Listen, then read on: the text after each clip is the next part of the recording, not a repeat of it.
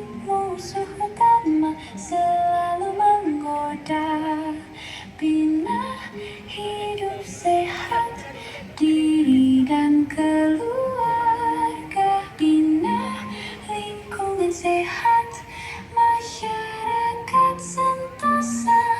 Hidup sehat modal utama bagi pembangunan Wallahu khalaqakum thumma yutawaffakum wa minkum man yuraddu ila ardhil umur.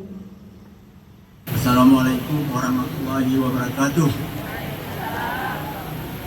Puji dan syukur kita panjatkan kehadirat Allah Subhanahu wa taala yang telah memberi kita sehat pada hari ini sehingga sama-sama dapat mengikuti acara peringatan Hari Lanjut Usia Nasional yang ke-29. Salam dan salam kita sampaikan ke kawan-kawan dengan proporsi pendudukan lansia yang terus meningkat. Berdasarkan data dari Badan Pusat Statistik atau BPS, sekitar 12% atau 29 juta penduduk Indonesia merupakan lansia. Dan persentase ini diprediksi akan meningkat hingga 20% pada tahun 2045. Atau menurut data dari BPS tahun 2024.